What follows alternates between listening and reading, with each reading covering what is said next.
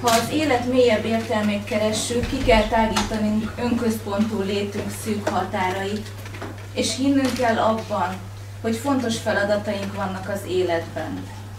Ha nem most azonnal, hát valamikor a jövőben. Erre az érzésre feltétlenül szüksége van mindenkinek, aki elégedett akar lenni önmagával és a munkájával. Ha nem akarjuk magunkat kiszolgáltatni az élet szeszélyeinek, ki kell fejlesztenünk belső erőforrásainkat. Érzelmeinknek, képzeletünknek és intellektusunknak támogatniuk és gazdagítaniuk kell egymást. Értelmünk fejlesztéséhez pozitív érzéseinkből meríthetünk erőt, az előttünk álló elkerülhetetlen viszontagságok során pedig csak a jövőbe vetett hitünkre támaszkodhatunk. Szeretettel köszöntök mindenkit a Vörös Marti Mihály Könyvtár színhatéri könyvtárában, és ezt az idézetet Bruno Bettelheimtől olvastam föl, a Mese bűvölete és a bontakozó gyermeki lélek című írásból, mert hogy ez a szöveg volt az, ami velem szembe jött, és amit ide most vendégszövegként behoztam önöknek, ami arra emlékeztetett, mint ami Erzsébet könyvei, írásai kapcsán bennem megfogalmazódott.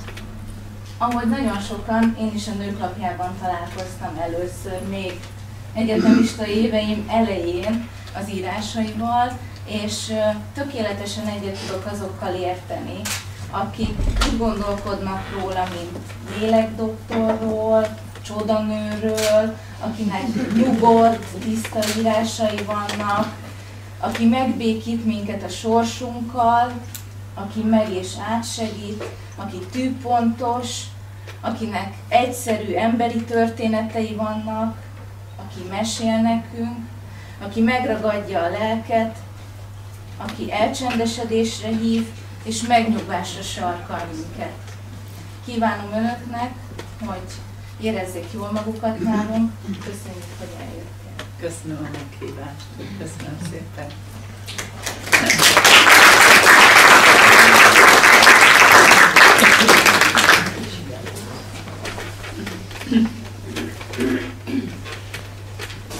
Az embernek nem szabad elkönnyesedni akkor, amikor dicsérik.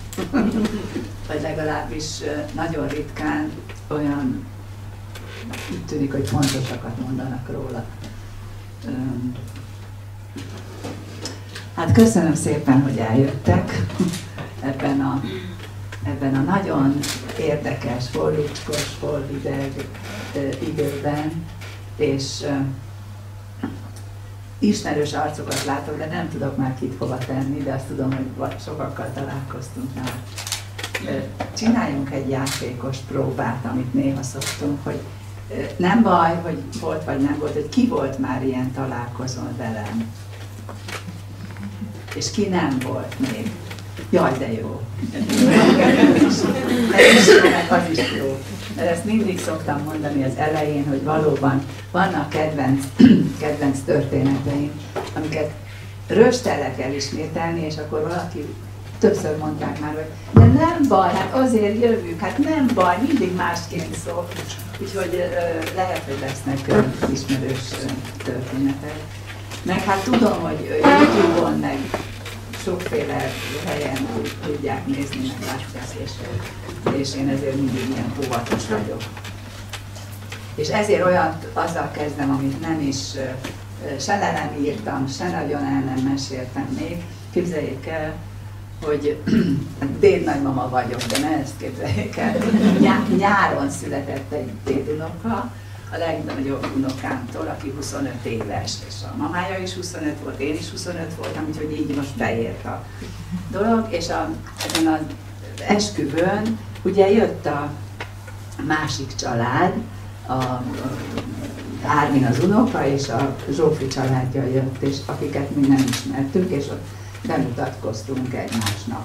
És a Zsófi nagymamája is eljött, aki mit tudom én, nálam egy 10-essel idősebb, és egy kicsit nagyobb hal, és a férje is, a nagypapa megvannak szerencsére, és bemutatkoztunk, se feleséget vagyok. Igen, a Nőklapja, mondta a nagymama, majd látom, hogy bemennek a férjével, és hangosan, mert majd ott hallanak, mondja, hogy te, ez a szegény nő teljesen tönkrement.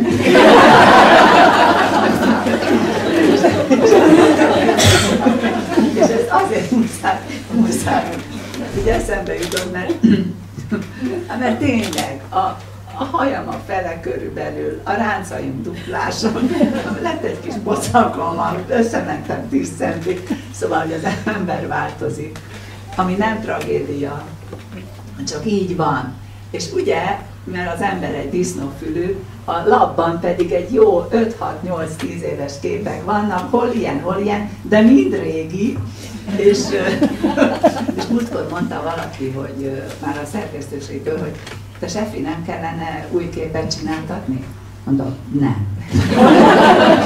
És azért voltam ilyen bátor, mert egyszer a Szabó Magdához, Szabó Magdánál voltam interjút készíteni, akihez egyébként mindig a Nagy Emőke kolléganőm járt. Hallani ezt a... Igen. És azt kérték a szerkesztőségből, hogy intézzem el, beszéljem rá a Magdát, hogy mostani képet adjon. Akkor ő már azért olyan 70-en túl, vagy 8, nem tudom, idős volt. És akkor, mikor én ezt előadtam nagy óvatosan, akkor azt mondta Magda, hogy ide figyelj, voltam én már szép is, használjátok azt! Na ennyit az időről, a korról, a hiúságról és az emberről.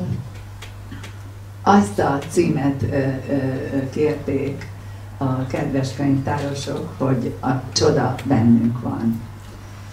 És én nagyon szeretem ezt a témát, vagy ez alatt a cím alatt zajló történeteket, mert tényleg bennünk van a csoda.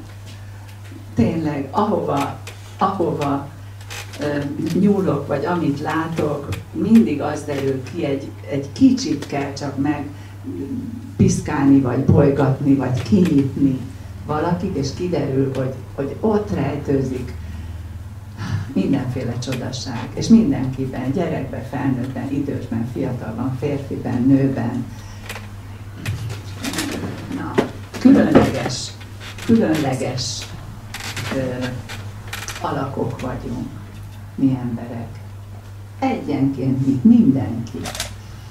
Ezt is elmeséltem már egy párszor, hogy az, hogy embernek születik valaki, és nem macskának, nem varjúnak, nem galambnak, az egy őrületes nagy dolog, ajándék, lehetőség. És nagyon szeretem ezt a két példát, mind a kettő keletről való, hogy egy teknős él az óceán mélyén, és minden 100 évben egyszer feljön.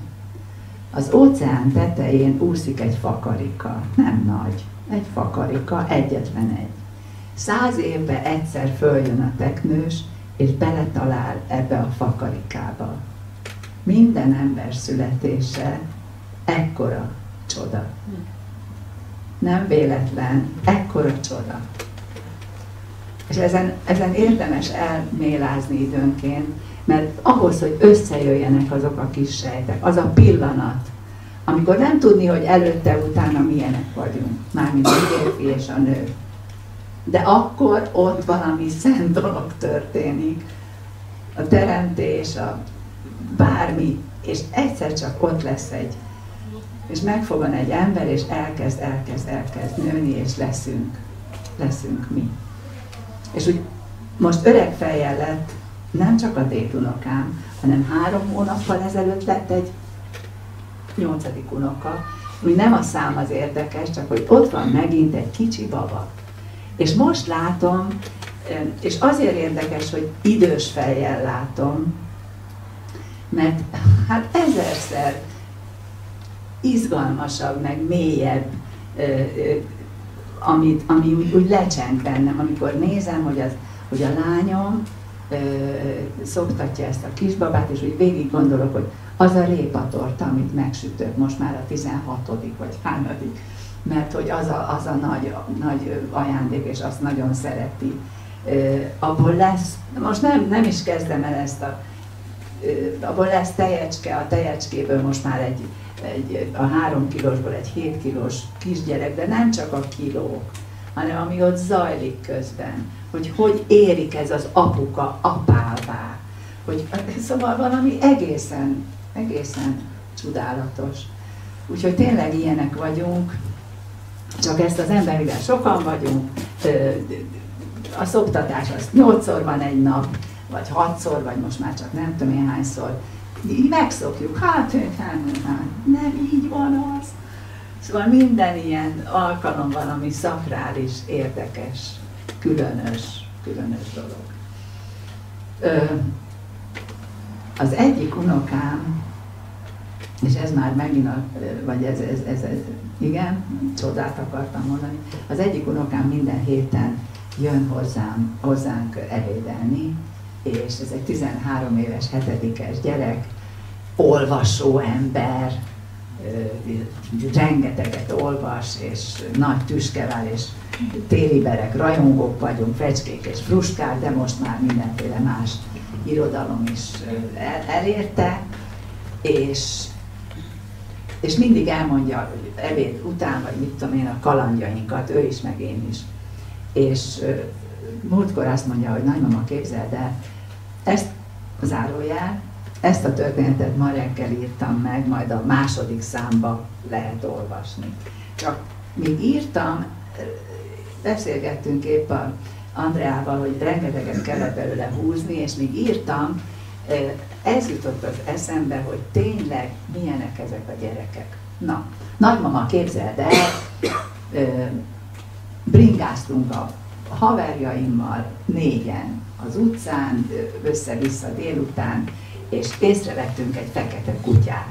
És ez a kutya látszott, hogy kóborol, rohangál, vagy elveszett, vagy csavarok, vagy mit tudom, de olyan jókarban lévő fekete kutya volt, és hogy vissza kéne vinni, meg kellene fogni, vissza kéne vinni a gazdájához. És hát megfogták, de közben el kellett menni pórázért, közben hoztak jutalomfalatokat, nem volt rajta se, csak egy nyakör, a csípa megoldás, ugye, van nálam cukor, van szintén, és lehet, hogy én is rákezdtem a biztonságokát. És hogy a csípet meg kell valahogy találni. Na de állatorvos zárva volt, elmentek a rendelőbe, aki le tudná olvasni. A másik rendelő is zárva volt. Nem baj, fölhívták a szülőket. Szülők kiderítették, hogy vannak a kutak, benzinkutaknál is valahol le tudják ott. Na, akkor a gyerekek elvonultak a benzinkuthoz, tényleg volt egy készülék, leolvasták a csípet, Riónak hívják a kutyát, itt és itt a gazdája, értesítették, addig már tele voltak szeretve a kutyába, és viszont, és azt mesélte el a búcsú, hogy képzeld el, mama, az a barátom, aki mindig kajla, és mindig átrohan az úton, és mindig, most nem rohant át, úgy fogta ezt a kutyát, és olyan óvatos volt, azt mondja, én csak néztem. És akkor meglett a gazda, odajött, kaptak jutalomcsokit, és azt mondja az én unokám, azt mondja, nagymama, az volt a fantasztikus, hogy olyan volt, mint egy kaland, amit olvasni szoktam. És ezt mi csináltuk? És mindenki olyan jó volt, olyan fura volt az egész, hogy nem olvastuk, hanem mi csináltuk. És úgy azon gondolkoztam, hogy igen, hogy ezek a 13 éves betyár kis környék, ugye, hogy legtalálnak egy kutyát, és rögtön megcsinálják azt, ami adott, és valami jó. És hogy észreveszi ez a kis gyerek a másikban azt, hogy ő most, ajjaj, bocsánat, nem fogom, mindjárt, elnézést kérek. Az a helyzet, hogy sose tudom, hogy ki hív, és előadást tartok most. Puszi, szia! Ezek megértők. szerencsére az egyik gyerekem volt. Nincs írva a telefonon, hogy kicsoda. Na, majd a telefonokról külön. Szóval, hogy tényleg bennük van a jó, nincs mese. És mondhatunk ezt, és a végére azt írtam, amit most nem mondok el, hogy nem mondom el.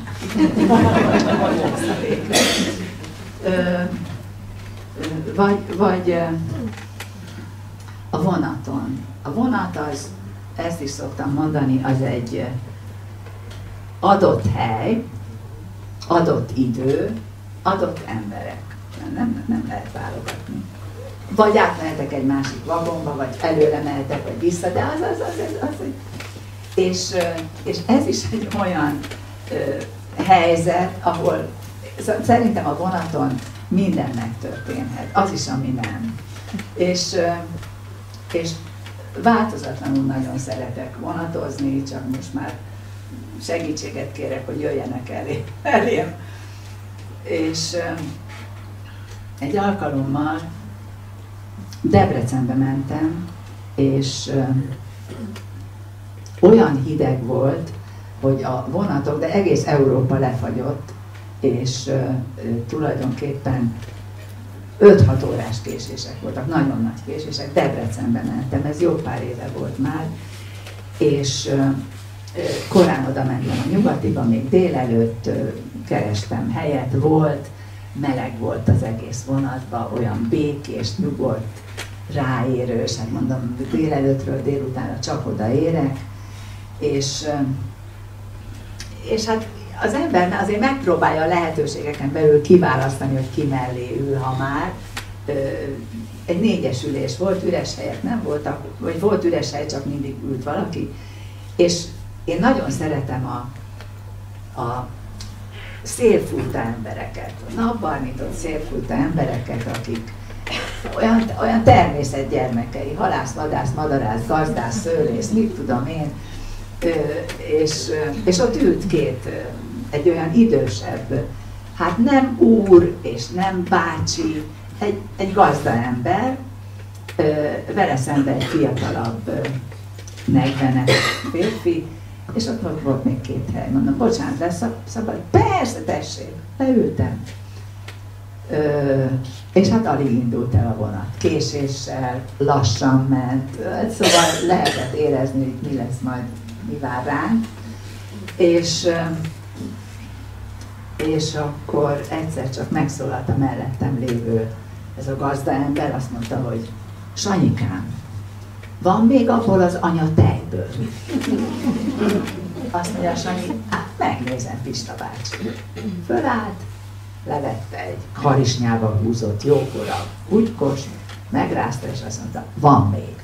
Azt mondja Pista bácsi, hogy hát akkor lássunk hozzá. Kiraktak a kis asztalra 2 ilyen műanyag sörös poharat, töltöttek, és úgy egymásra köszöntötték, de a Pista bácsi így félrenézett rám, nem mondott semmit, csak úgy, mert ott voltam a társamon. Mondom, van poharam.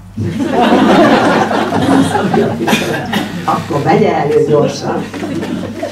Elővettem, töltöttek, és hát elkezdődött egy beszélgetés, kocintottunk, nagyon finom bor volt. Az anyatej az egy ilyen nehéz bor, Balaton melléki, felvidék, Balaton, igen, a felvidéki bor, és hát kiderült, hogy a Pista bácsi füredi szőlősgazda, és hát mi már nagyon jól éreztük magunkat, hogy késünk, és mennyit nem érdekel. Beszélgettünk, kiderült kiről micsoda, és mondom, Pista bácsi, választ könyvet. Hát, hogy ne választanék? Hát, és kinél van könyv? Mondom, nálam van könyv. És akkor elővettük a könyveket, választottak, kiszogattunk, és feltűnt, hogy a másik oldalon ült egy hölgy, és egy ilyen, és egy nagyon jó felöltött, egy tanár úr, mint kiderült, ő Debrecenben ment órát adni, a hölgy pedig egyfolytában ki volt bukva. de olyan ideges volt, rázkódott és mondta a szövegét, hogy Debrecenbe megyek tárgyalásra.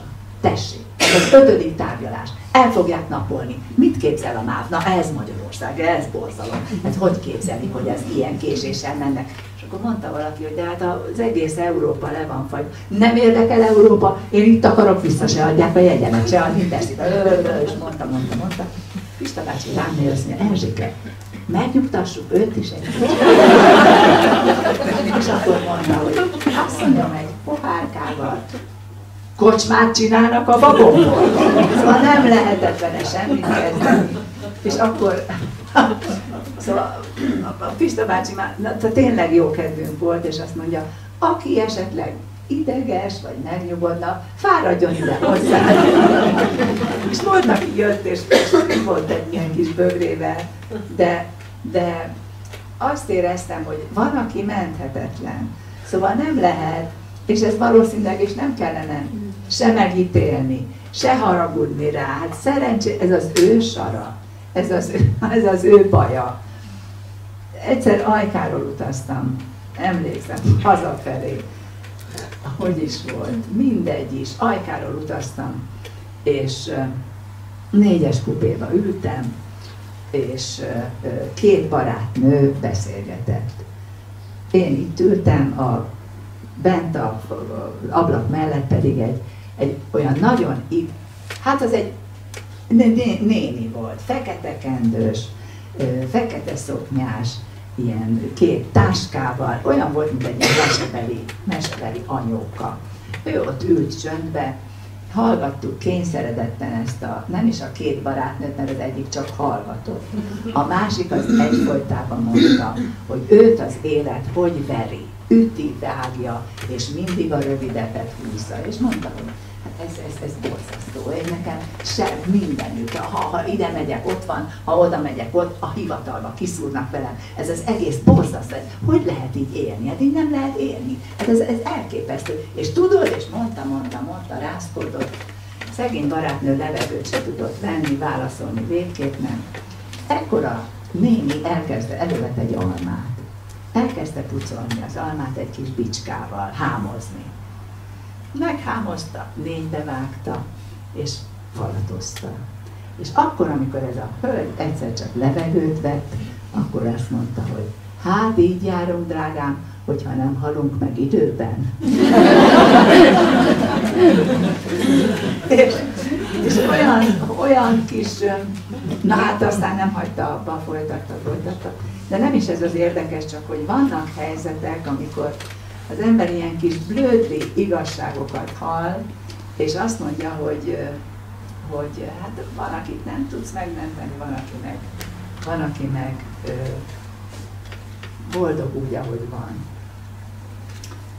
Nagyon szeretem azt a történetet, amit valószínűleg, nem dadogok itt előtte, hanem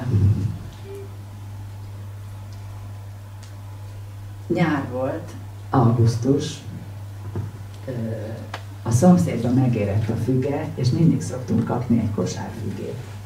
Most is áthozott a szomszédasszony, én meg készültem be a szerkesztőségbe, és vittem egy kis kosárba a fügét, mert ott is szerette a Réka, meg még valakik.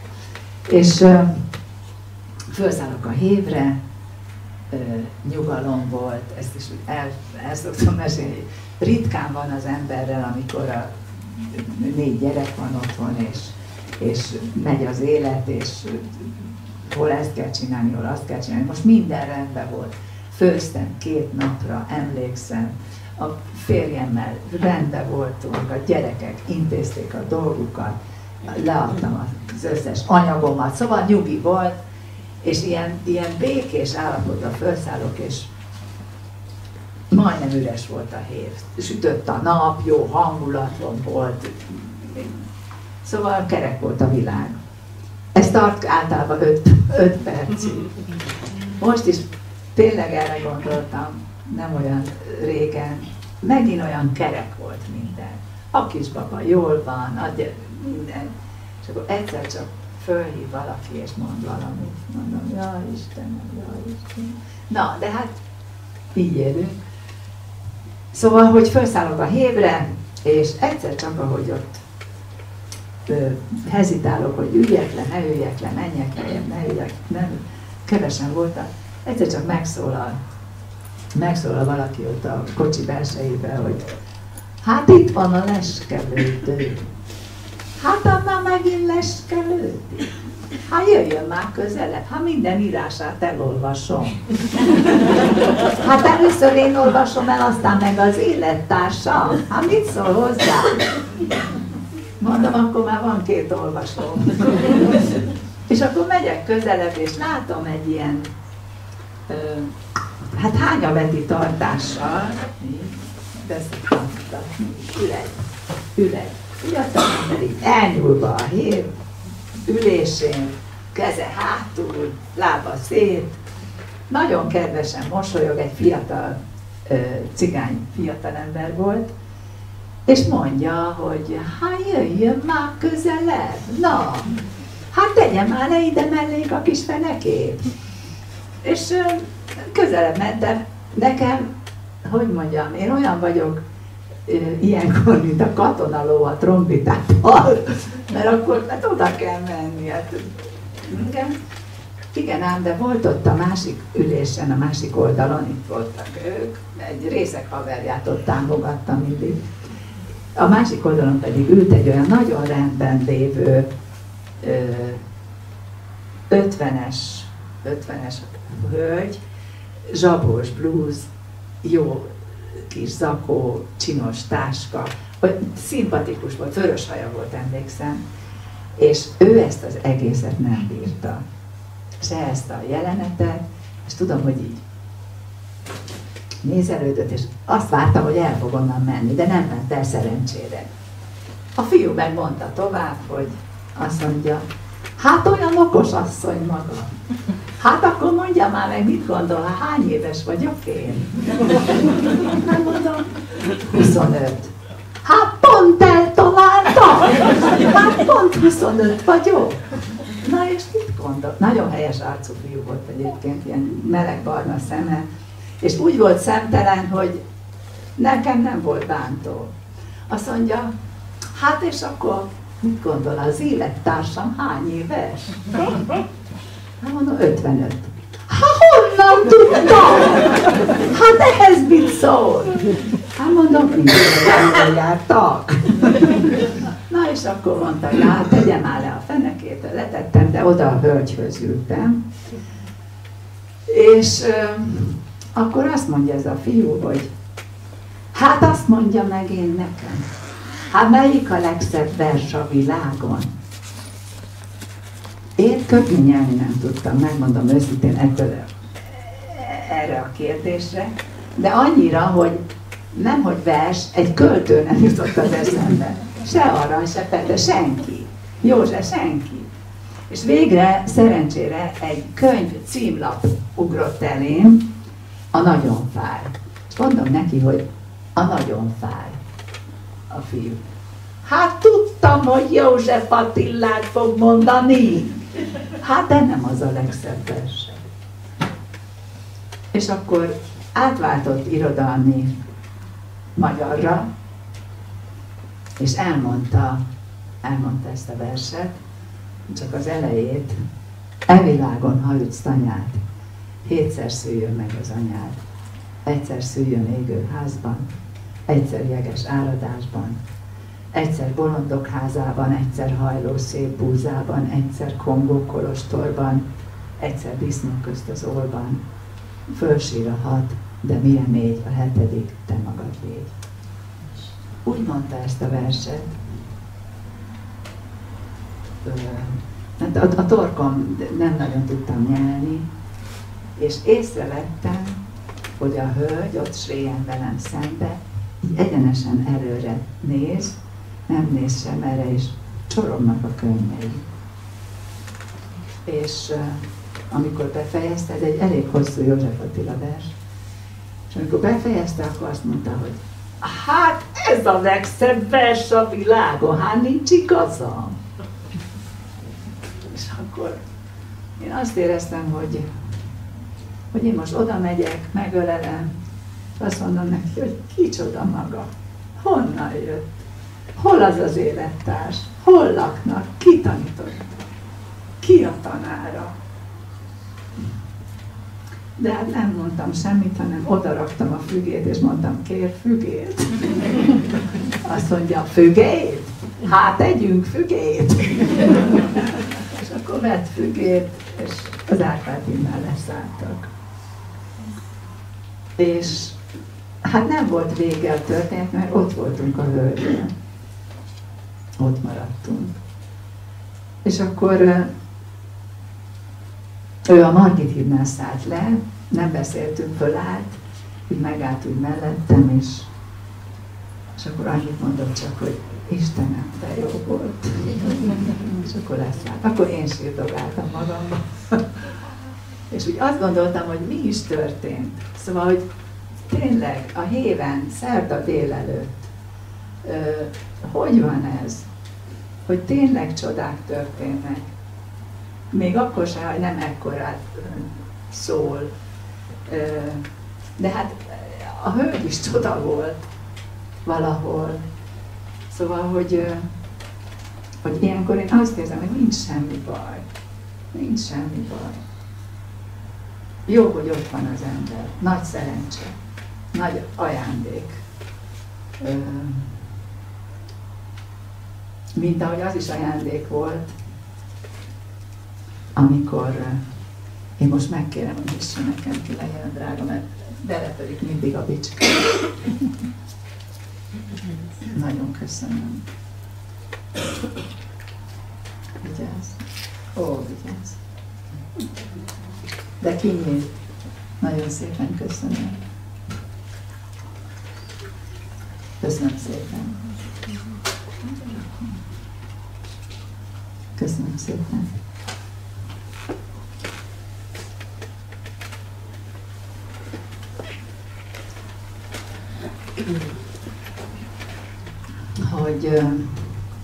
Hogy tényleg, hogy ott van az ember, hogy ezt rendelik, vagy rendezik, vagy nem szoktam soha az első kocsiba szállni, mert hátul mindig kevesebben vannak az emberek, vagy legalábbis a héven így van, hátul nyugi van, és hátra szoktam szállni, de reggel volt, rohanás volt, épp hogy az elértem első peronra, álltunk, mint a heringek, tél volt, és abban az időben történt, rég volt már, amikor még nem szoktuk meg, hogy ezek a mobiltelefonok buszon, villamoson, úton, útfélen beszélünk bele. Már én még mindig oda kapom a fejem, képzeljék el, megy mellettem valaki és beszél, és azt hiszem, hogy nekem szól. De nem, hanem már telefon sincs a kezében. Na, és ez akkor volt, amikor ezek a legelején ezek a nagy készülékek voltak, volt egy csúfneve is. Az, bunkofon, igen, ez volt, mindig elfelejtem a nevét, ez volt. És nem szoktuk meg, hogy a héven ottan dumálnak. Na, felszállok az eltótot, állunk, megyünk, és egyszer csak a... Jaj. Egyszer csak a hév megáll a nyílt pályán, emlékszem, hogy Aquincum magasságában, hómező, se előre, se hátra, reggel 8 óra, mindenki rohan, mindenki menne a iskola, munkahely, mit tudom én. És se egy hang, se semmi, áll a hév, már nem tudom én hány másodperce áll, ilyenkor mindig hosszú, gyorsan megy az idő, vagy lassan megy, már nem tudom. És ekkor, mintha megrendezték volna, megszólal egy telefon. Hát mindenki oda kapta a fejét, hát telefon. És mellettem kettővel állt egy tahó fiatalember, nagy darab, kinézetre is egy ilyen, mindegy, az volt, kivette a telefonját, övé volt a telefon, beleszól. Hát egy két tabu káromkodásra kezdte, meg, nem megyek, nem érek oda, megállt, ez a hív, és a jelzőket csak mondta, lehozta a szenteket az égből, iszonyú káromkodást hangosan a fejünk fölött ott a peronon. De tényleg meglepő volt, borzalmas volt, nem volt szimpátikus, de rémes volt. Befejezte káromkodással, nem érek oda, nem érted, jó. Elhallgatott, elrakta a telefonját. És mintha rendezték volna, tényleg ekkor megszólalt a hangosan beszélő, és fura módon pont egy ellenkező stílusú és tónusú hang volt, a vezető mondta, hogy bocsánatot kérek.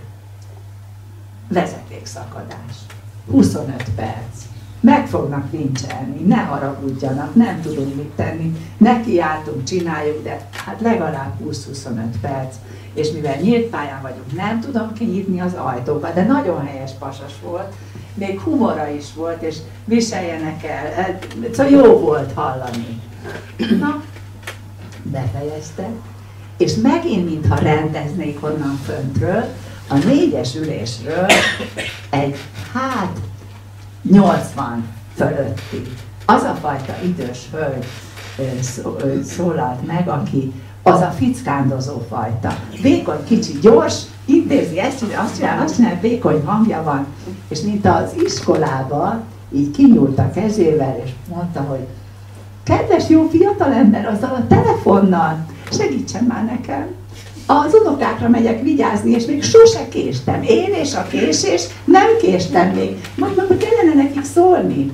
Na, a fiatal ember kihúzta a telefonját, mint a gyémántot így adták kézről kézre, vagy valami kincset. A néni, vagy a hölgy, vagy nem tudom, kis lila kötött sapkája volt, és így föltolta a sapkáját, aládugta ezt a burkofont, és megszólalt, és azt mondja, jaj, cicám, hát én vagyok a nagymama, késni fogok 25 perc, legalább borzasztó. Azt mondta a vezető, de honnan beszélsz, nagymama? Gondolom ezt kérdezték, mert a hölgy. Jaj, hát van itt a héven egy édes, drága fiatalember, ő a telefon. A fiatal ember, mikor ezt mondta, körülbelül így. Húzta ki magát, és tényleg édes, drága volt. És hát a hévközönsége majdnem így mulatott. A néni visszaadta a telefont, mit tudom én már, de olyan jó béke volt, olyan jó, elengedett, humoros béke volt, és arra gondoltam, hogy mi kell ehhez? Ez kellett csak, hogy a fiú is megdicsőüljön, hogy a helyzet is megoldódjon. Ez kellett a lilasapkás néni, aki nem átallott, hogy nyújtózkodott és kért. Mert a kérés az nem szégyen. Érzelmekben megint más, az azt hiszem egy más dolog, de kérni, én ezt, hogy mondjam, olyan biztos vagyok benne, hogy kérni jó, és nem csak az fejemmel vagyok biztos, hanem tapasztalatból, hogy kérni jó, és látom azokon, akik adnak, és segítenek, hogy nekik is jó. Magamról is tudom, de ma megint a hévre föl kellett tenni ezt a táskát. Zsuzsa, elég nehéz volt, igaz? Nem tudtam egyedül föltenni, de a egész peronon össze-vissza két férfi volt. Alig volt valaki a hévperonon. És egy fiatal ember ment elég nagy lépésekkel, így ment előre, én meg loholtam utána, hogy őt meg fogom kérni, de szerencsére jött egy szakállas másik úr, aki hát beszélt telefonon, és eléggé magába volt borulva. Azt én nem értem el, azt a fiatalembert, de ez az úr jött, nem is tudtam eldönteni, hogy fölszáll le. És jött és telefonált, mondom, bocsánat, hévre. Azt mondja, hát beszéljen nyugodtan, föl akarsz állni? Mondom, igen, de ezzel a táskával. Közben a héven már szóval sietni kellett. Aztán kiderült, hogy ő is fölszállt, fölrakta a táskámat. Amikor leszállt, akkor integettünk egymásnak, csak ennyi, köszönöm. Hát ezek megfizethetetlen dolgok. Egy mosoly is csinál kis csodákat. És mibe kerül? Az égvilágon semmibe. És hát, ha nekem olyan jól esik, akkor nyilván másnak is. Fölhívott múltkor egy fiatalember, Gergő, a neve, 2 gyereke van. Ő gyártja a gólyákat Csillaghegyen. Ha meghallja, valahányszor születik egy kisgyerek, beállít ahhoz a házhoz, rögtön azonnal, egy hosszú piros nyélen rá ki van faragva egy gólya egy ilyen valami lapra, hosszú csőrű, gyönyörű gólya, és azt mondja, hogy ezt tűzzétek ki, ha itt kisgyerek van. Mi is kaptunk egyet. És fölhívott ez a Gergő, azt mondta, hogy hát, meg szeretném köszönni. Mondom, mit? Mondom, de régen találkoztunk. Mondom, Gergő, mi újság van? Azt szeretném megköszönni, hogy a zebrán láttam, ahogy átmentél, és mosolyogtál.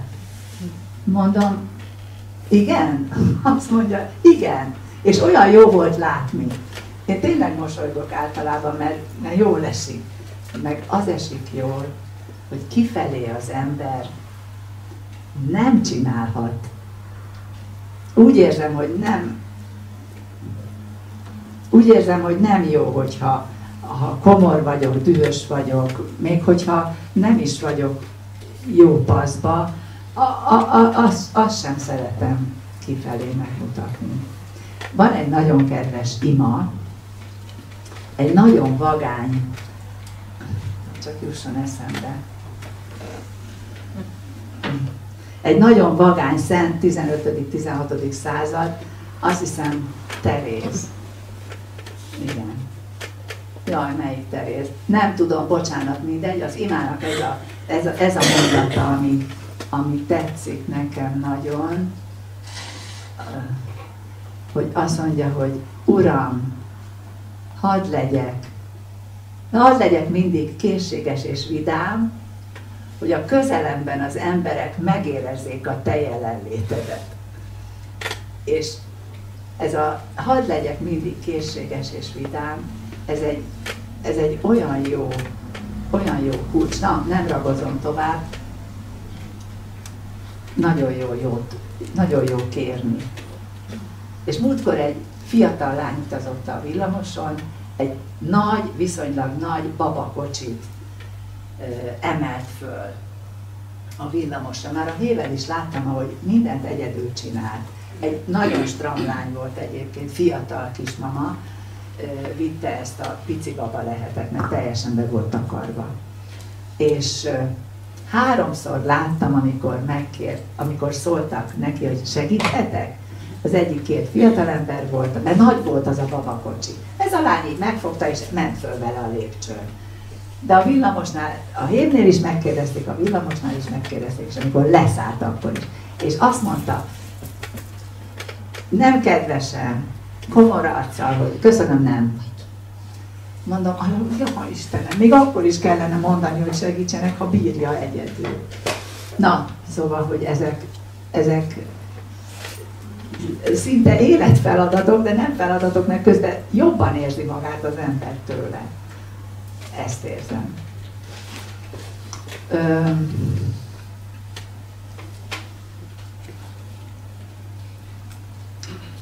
Ezt nagyon régen meséltem, ezt a történetet, csak nagyon szeretem. Sopronba mentem, érdekes, ez is téli történet.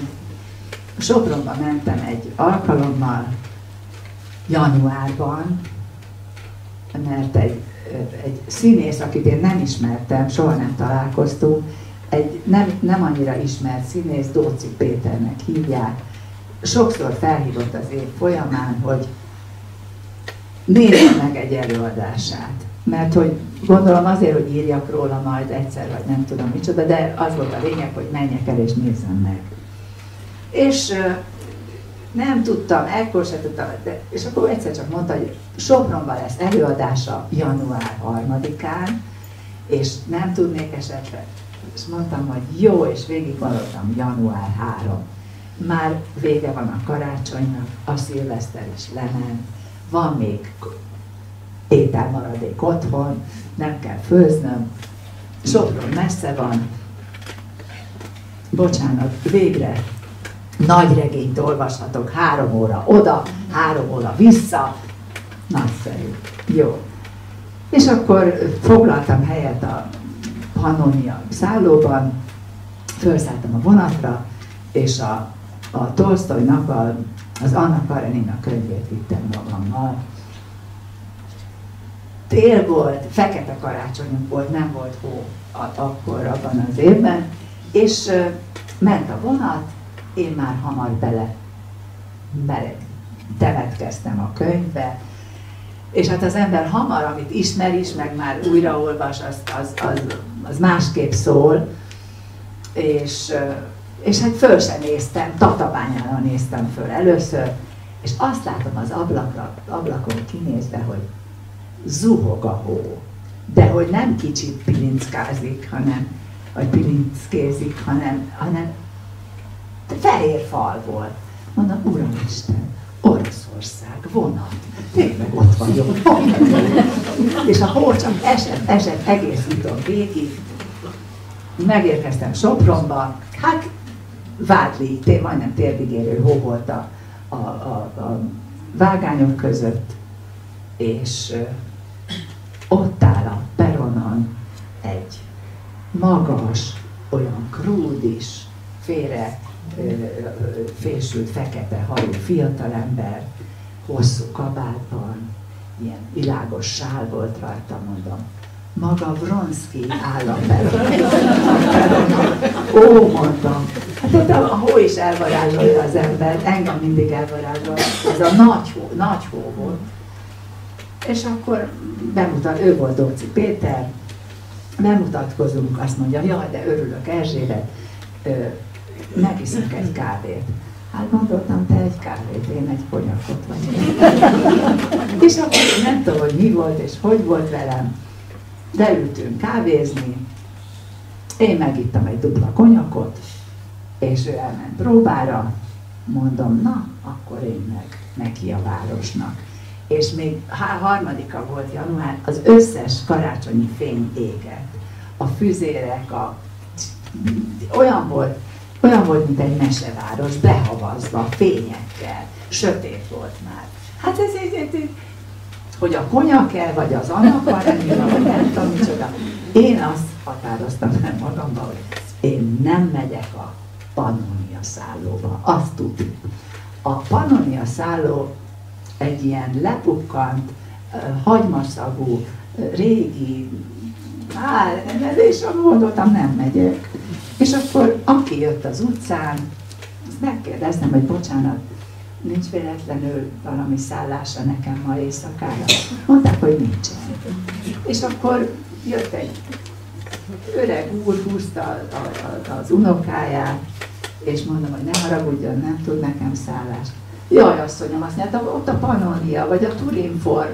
Hát mondom, köszönöm szépen, tényleg így van.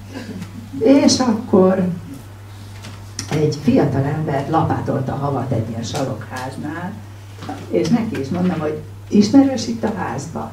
Hát azt mondja, itt lakom. Mondom, figyeljen ide, akár csak egy ágy, nincs nekem ma éjszakára, nem tud valaki? Azt mondja, ez nem olyan ház. És akkor gondoltam, na jó, marad a Pannonia szálló, de akkor már mindjárt 7 óra volt, mentem a színház felé egy kis térre, és tér volt előtte, és hát semmi nem világított, csak egyetlen egy boltban volt fény, egy fölirata a boltnak ásványok, bent kristályok, meg mit tudom micsoda, és egy nagyon helyes ilyen szorosan hátrafogott kis kontyú, fehérhajú, ilyen magas szárú, fűzős, cipős, előttem van most is egy idős hölgy, tetvett ott, rakosgatott. Megnyitottam, csilingelt az ajtó, látom az arcokon ki az, aki ismeri a történetet, de nem van. És csilingelt az ajtó, és mondom, hogy ne haragudjon, ide jövök színházba, de nem tud nekem, asszonyom van, ami szállást ma éjszakára Sopronba. Szó szerint ezt mondta.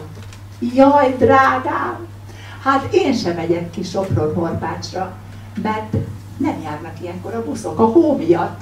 Hát ott fogok aludni a Magdinál. Aludjon maga is a Magdinál.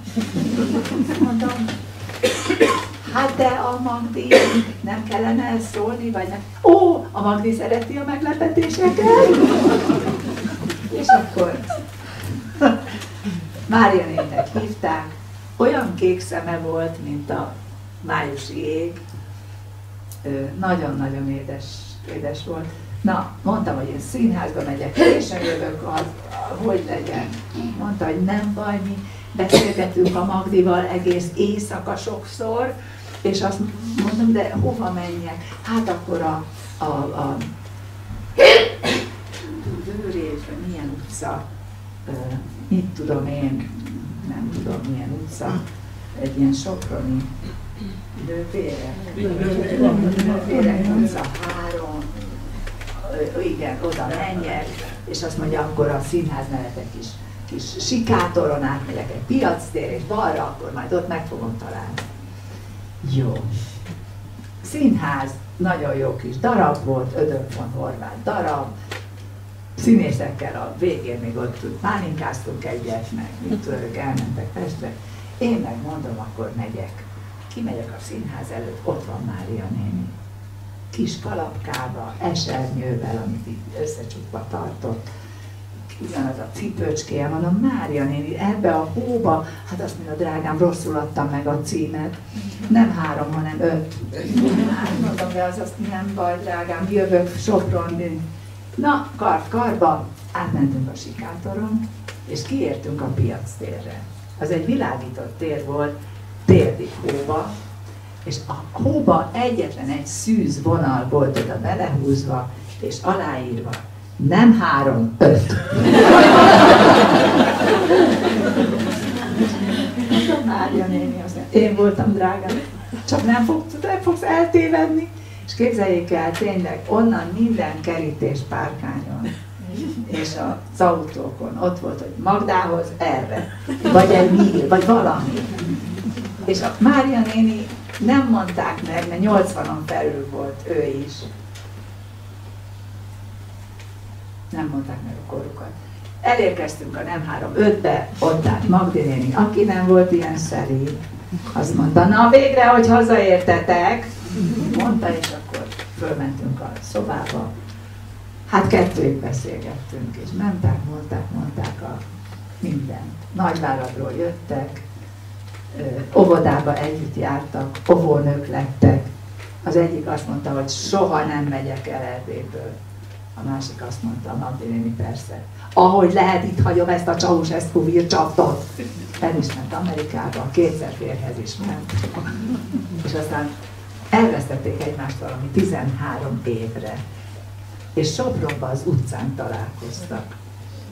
És azelőtt, hogy én ott voltam, előtte 2 évvel, és akkor azóta összejártak minden. Hát ott minden volt azon az éjszakán. Dráma, szerelem, temetés, betegség. Tényleg csodák voltak. Az volt a csoda, hogy mindezt ilyen csillogó szemmel adták elő éjszaka, és mondom, de Mária néni, hány évesek mégiscsak még? Azt mondja a Magdi, volt neked gyerekszobád, drágám? Kérdeztük mi tőled, hogy hány éves vagy, nem is fogjuk? Na de úgy kiderült a történetből, hogy 86 évesek voltak. És tényleg csillogott a szemük. És mondom, hogy úgy csillog a szemük, hogy muszáj volt megkérdeznem. Azt mondja, Mária néni, tényleg csillog? Tényleg csillog. Mert volt nekünk egy paptanárunk, és akkor elmondta, hogy a rajzot tanított egy paptanár, aki azt mondta nekik, mikor elbúcsúztak, hogy lányok, üljetek le. A szemetek, az mindig úgy csillogott, és az, hogyha asszonyok lesztek, és gyereketek születik, és főztök, és ezt soha ne hagyjátok el, ezt a csillogást. És mondja Mária néni, és úgy gondolod, hogy nem hagytuk el? Mondtam, igen, nem hagytátok el. Úgyhogy reggel, amikor mentem el, akkor azt mondja a Mária néni, hogy te Magdi, ezt a szegény Erzsikét miért a leghidegebb szobába raktad el? Azt mondja Magdi néni. Ja, amikor jöttetek, még teljesen idegen volt.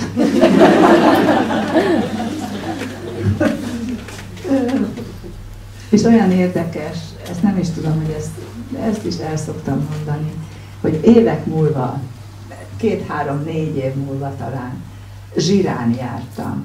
Az ott van Soprontól nem messze, Rólugatnak, és ott van mindegy, Zsirán jártam, és ahogy megyünk a kocsival voltunk, egyszer csak látom, hogy Sopron-Horpács. Ó, mondtam, a Mária néni. És akkor egy intézetbe mentem mesélni, meg tudom én, mi volt még ott, és ezt a történetet a Sopron-Horpács miatt elmondtam. És a végén odajött egy hölgy, és azt mondta, hogy képzelje el, velem szemben lakik a Mária néni. És még most is megvan.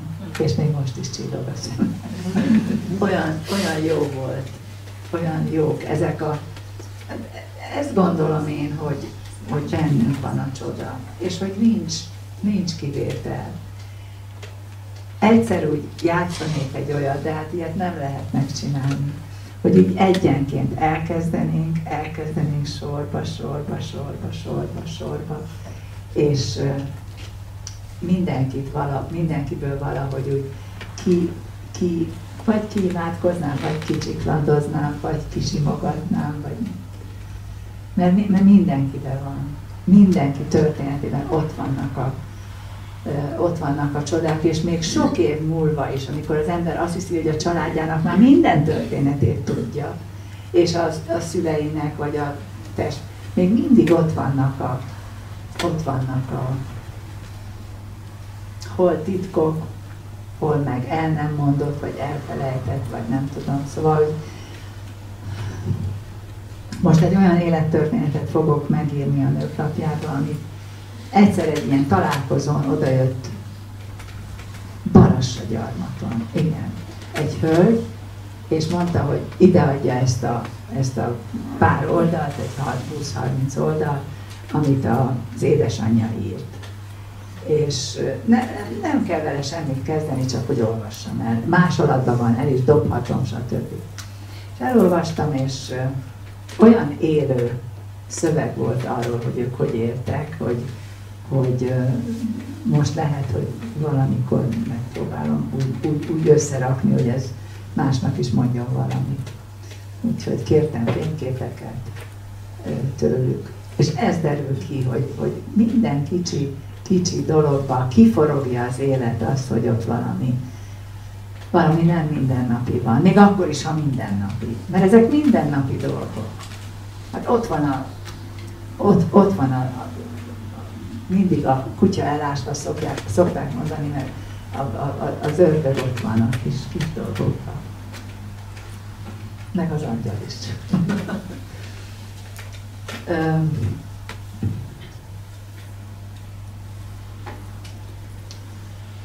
Nagyon szeretem, és puskázok azért, mert hát ha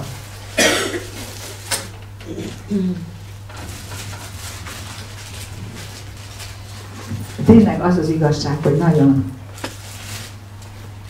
azért szeretem ezeket a történeteket, mert valahogy bennük van a sok minden.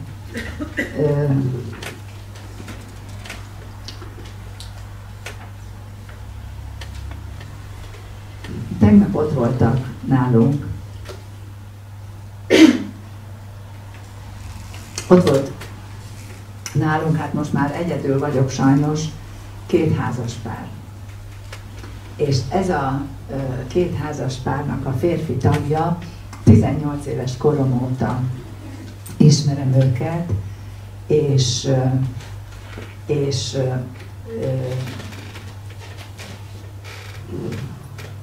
hogy mondjam, albérletben laktam egy kicsi utcában, a Málna utcában, egy nagyon különös, pletykai éhes, de amúgy nagyon kedves és rendes Bora néni. És szembe velük volt az a ház, ahol ez a két fiú is lakott. És az egyik úgy udvarolgatott nekem, át is jártam hozzájuk ebből az albérletből, ami hideg volt.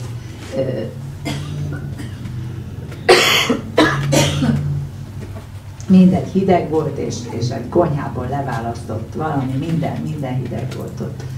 De akkoriban nem fáztam, most már házas lettem. És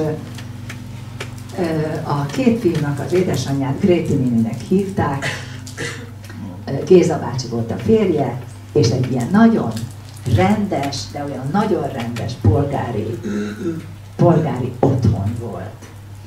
Gréti néni németül beszéltek, az Gréti néni szász volt, szász származású, nem tudom pontosan, hogy Szebenből vagy honnan jött, a Géza bácsi Aradról, na mindegy, nem is ez az érdekes. Az az érdekes, hogy tegnap olyan történeteket mondtak el a fiúk, pedig én sokat voltam náluk. A Gréti néninek pedig mindig kötött, és németül beszélt. És kötött, megtanított kötni, kötöttem egy ruhát akkor magamnak, egy zöld, mintás ruhát, én is tudom, hónapokig kötöttem, de nem szerettem. És rögtön eladtam egy olyan pár hónap múlva a bizományba, jó pénzért, mert kézi munka volt, és a Gréti néninek sosem értem megmondani. Na, és azt mesélték el a fiúk tegnap, hogy amikor ők átmenekültek a házaspár, Gréti néni, Géza bácsi, 42-be Magyarországra, a zöld határon, akkor itt semmi lehetőségük nem volt. És elirányították őket egy Ella nénihez. Az Ella néninek 2 fia volt, és azt mondta az Ella néni racsolva a fiainak, hogy fiúk, ezek, nem tudom utána, ezek jó emberek, szerezzetek nekik munkát. Mármint a férfinek, akkor már volt egy gyerekük. És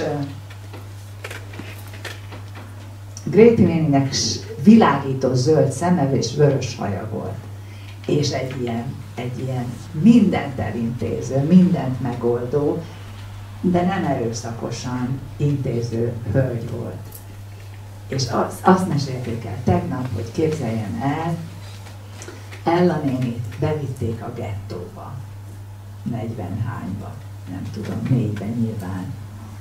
Bevitték a gettóba, és a Gréti néni, aki annyira hálás volt, hogy őket megsegítette, bement a gettóba, és ott az őr azt mondta neki, maga a német létére idejön, hogy képzeli maga, menjen innen.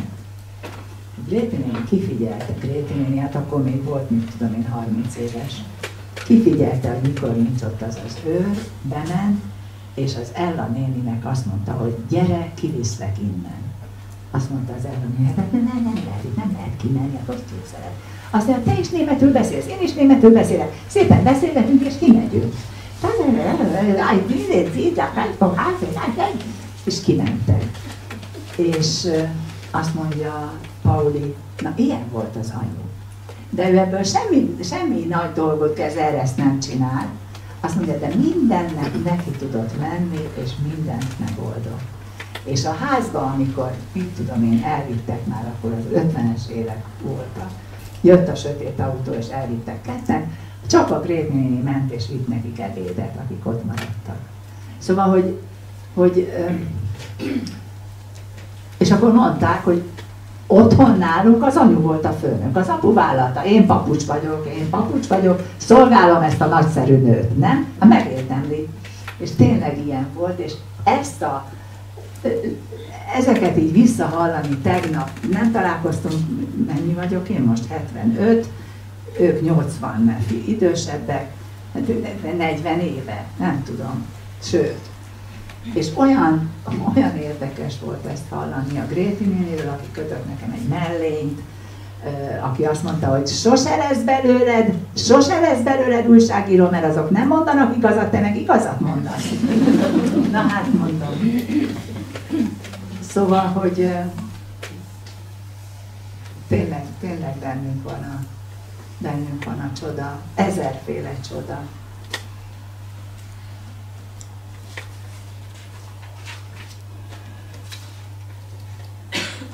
Mintha látnék, azt mondja, de van telefon, vagy micsodán. Hát nagyon szeretem ezt a történetet is, bevallom. Biztos, hogy meséltem, már gyakorlottak. Leszálltam, valami kicsi faluba mentem Szatmárba, és Fehérgyarmaton, ez fönt van ottan, egészen fönt, leszálltam az Intercityről, és felszálltam egy ilyen Interpicire, ilyen kis, bocsánat, megnyalgatok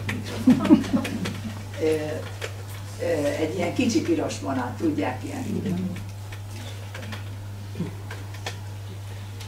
És felszálltam, és nagyon fájt a derekam, emlékszem. Innen indult az egész történet, mert kerestem egy olyan helyet, hogy ki tudjam nyújtani a lábamat, hogy valahogy tudjak hátra dönteni, meg mindegy, hogy ki tudjam nyújtani a lábam.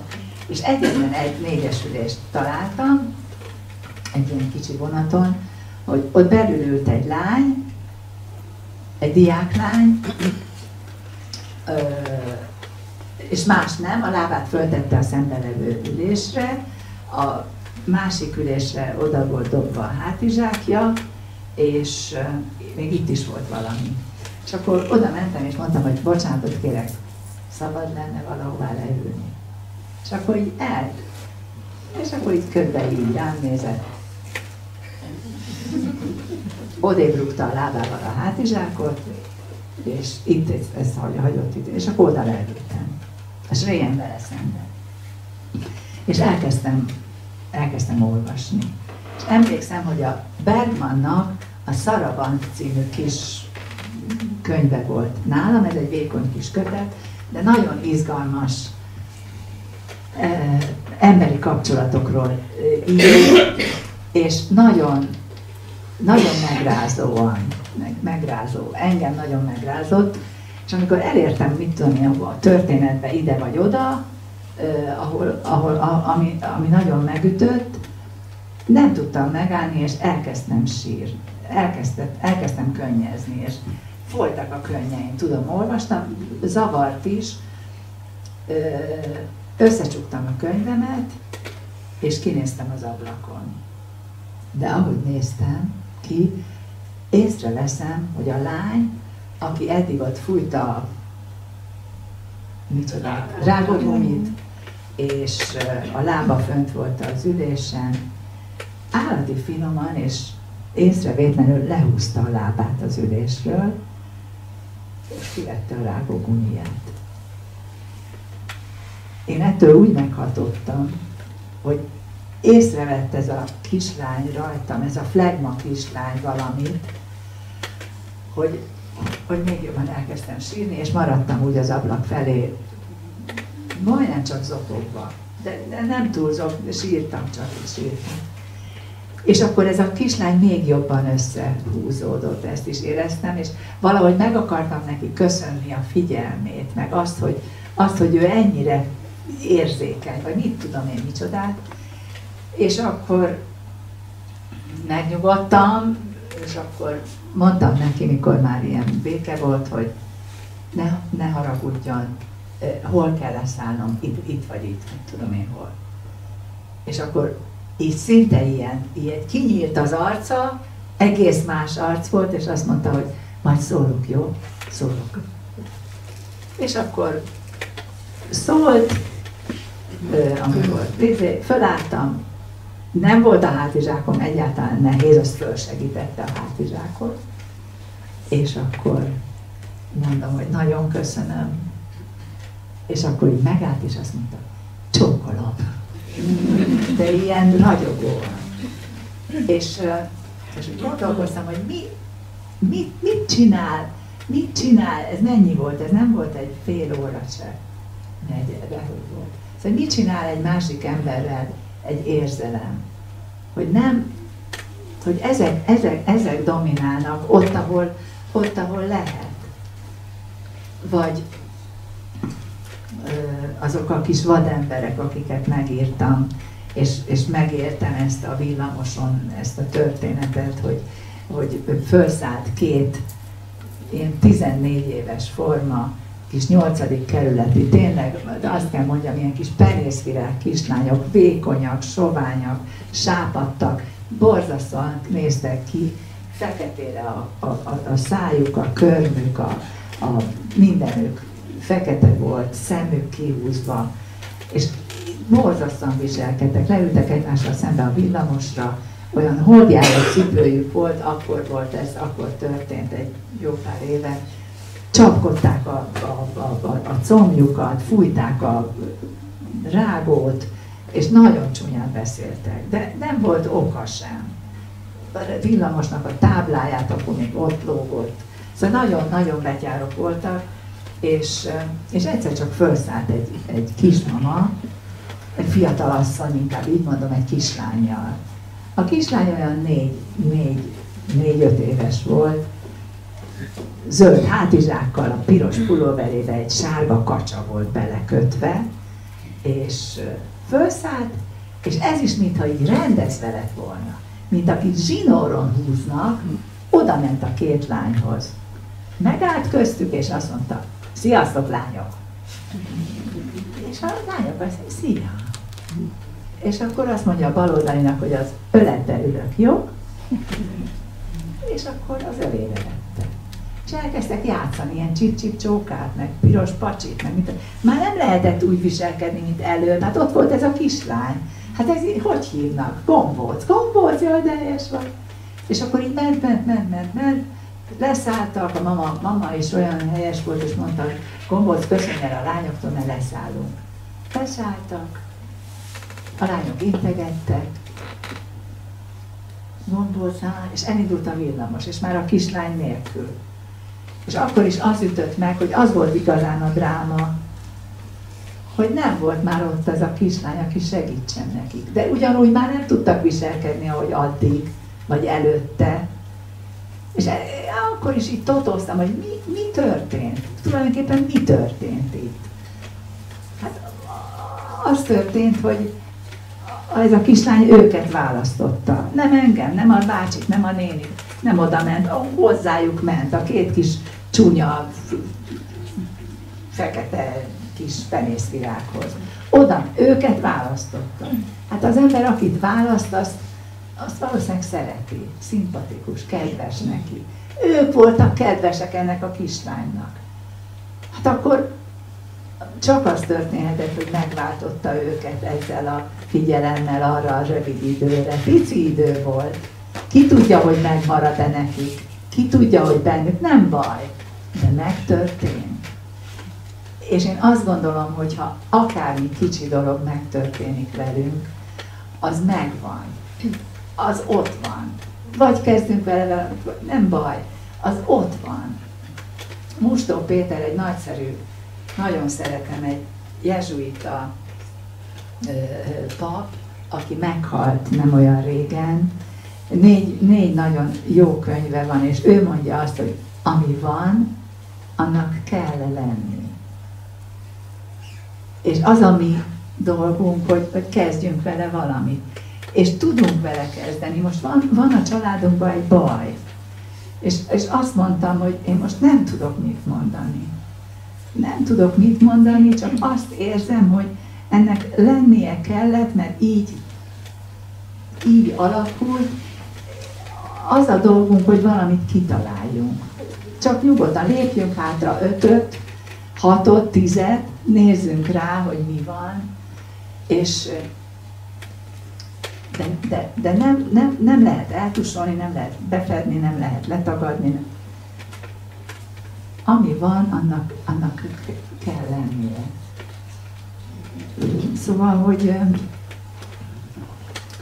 most jó lenne egy, most nézem az időt, 5-kor kezdtünk? Igen. Még akkor még egy történetet elmondok. Próbálok egy olyat, amit még soha nem mondtam. Mindegy.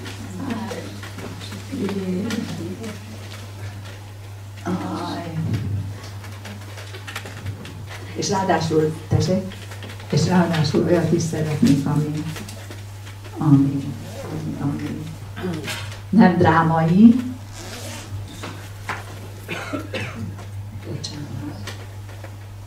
Jó, azt mesélem el.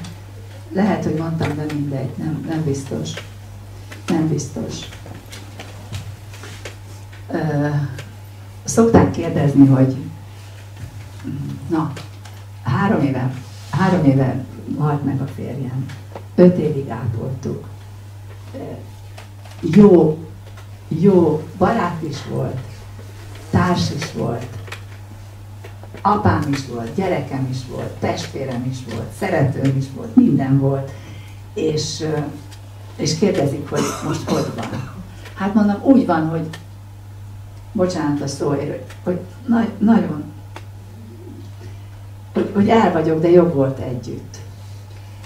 De időnként azért nem olyan egyszerű. Ott van az asztalon, mindig van, ami virág, meg gyertya, meg mit tudom én micsoda, nincs semmi kultusz, de a fényképe ott van. És akkor egyik gyerekem azt mondta, hogy mama, a fénykép miért? Nem engedted el. Mondom, abszolút elengedtem, csak nekem jó, hogy itt van és szembenéz. Ha titeket zavar, elveszem. De mondták, hogy nem. Na, és az jutott eszembe, tegnap, mikor ezekkel az régi ismerősökkel beszélgettünk, hogy mert kérdezték, hogy keveredtünk mi össze, és akkor elmondtam, de azt nem mondtam el, hogy én akkor egy ilyen nem vagány, nem voltam szabályos, nem voltam szabályosan, rendesen élő ember, vagy nem szabályosan élő, inkább ezt mondom. Nem voltam rossz, azt hiszem. Nagyon na hát a vallomások ideje. Nagyon hirtelen bújtunk össze, és nagyon hirtelen lett gyerekünk. Ismertük egymást már jó ideje, de hát nem arra számítottunk, hogy itt most valami nagy dolog lesz, és akkor ez a nagyon megbízható, drága fiú, aki nekem nagyon kedves volt, eltűnt 3 napra, miután azt mondtam, hogy azt hiszem, hogy gyerekünk lesz. És eltűnt. Aztán visszajött, és azt mondta, hogy akkor össze kell házasodnunk. Hát mondom, jól van. Akkor összeházasodunk. Na de karácsony jött, és én meg akartam lepni a szüleimet, de olyan jól, és hogy örüljenek. Írtam egy levelet, amit felakasztottam a karácsonyfára, és még azt is beleírtam, hogy ez egy annyira rendes ember, hogyha netán mi nem jövünk úgy össze, ahogy gondoljuk, akkor is rendes ember lesz. Na most én anyaként, ha kapok egy ilyen levelet, hát összeesek azért egy kicsit. Na, de szegény szüleim kibírták, és amikor a 4. gyerek jött, akkor mondta az anyukám, hogy na most már talán megbocsátok, hogy nem voltál egy rendes mennyasszony. Mert hogy egy csütörtöki napon házasodtunk össze, mint nem tudom már melyik, a 8. kerületben, és előtte intéztem a dolgokat. És hát egyikünk sem volt ilyen, albérletesek voltunk, és tudom én, de hazajártunk, szóval rendes gyerekek voltunk azért, és csütörtöki nap volt, tudom, ez az esküvő, vagy ez az összeházasodási nap, és én gondoltam, hogy hát én ezt a fiút mindig egyetlen egy szürke pulóverbe láttam, oldalt volt a cipzárja, magas nyakú, és kézzel kötött, és ilyen kort farmer nadrágba, és egy bakancsba. Akkoriban voltak ilyen hasított bakancsok, szuper jók voltak, és ez volt a váltogatta, de tiszta volt mindig, de mindig ugyanez volt. És gondoltam, hogy hát én nem öltözöm túl, hát most mennyasszony ide, házasság oda. És akkor fölvettem egy ilyen sötétkék kezes lábast, egy nagyon ilyen testhez tapadó jó kis angol import volt, és rá egy ilyen piros kötényruhát, ilyen bevont gombokkal, nagyon csinos volt, és nagyon mini, és nagyon kicsi, még akkor úgy nem látszott semmi rajtam, és megyek szépen az irodába, vagy ahova, az anyakönyvvezetőhöz. És amikor meglát az anyakönyvvezető, akkor rám néz, és azt mondja, hogy hol a mennyasszony? Hát mondom már, ja, és fölvettem egy bordó bakancsot, mert mondom, van nekem egy bakancsom. A két zsebe is volt, és a zsebébe beletettem szerencsepénzt, amit megköpködtem. És akkor mondja, hogy hol a mennyasszony? Mondom, hát én vagyok, emlékszik, találkozom. A mennyasszonyt kérdezem. Nagyon dühös volt. Hát mondom, én vagyok. Erre beszól egy kis szobába, és azt mondja, na fiatalember, jöjjön ki, még meggondolhatja.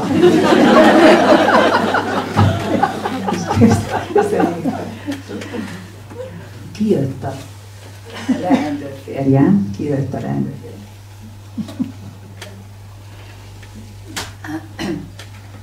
talpig ballagási öltönyben. Sötét öltöny, fehéri, nyakkendő, fényesre pucolt cipő.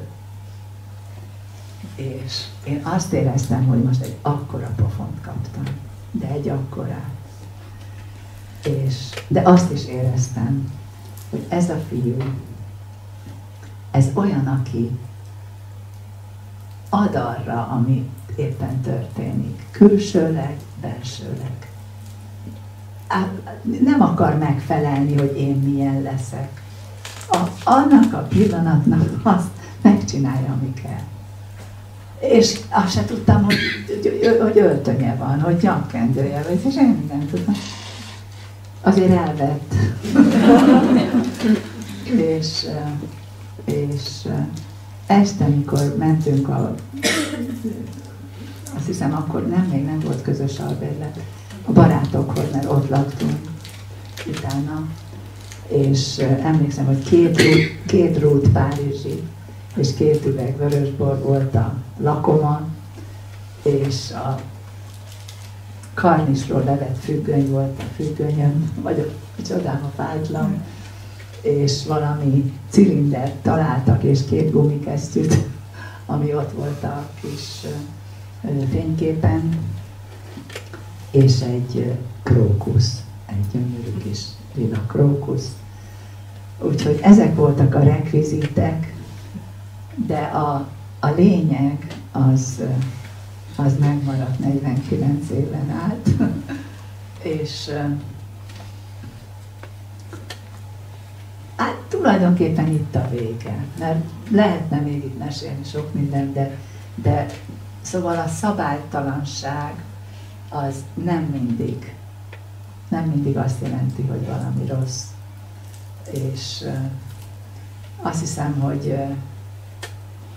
az is ebben a vagány Teréznek az imájában van, hogy Uram, azt vegyem észre a másikban, ami a jó. De ez nagyon nehéz. Ez nagyon nehéz, de jó kis feladat, és akkor kibomlanak ezek a csodák, amik bennünk vannak. Hát azt köszönöm, amit meg szoktam köszönni, ha meg lehet köszönni, hogy könnyen nevetnek. Az nagy tudás, hogy el tudnak érzékenyülni, és hogy végig szembenéztünk egymással.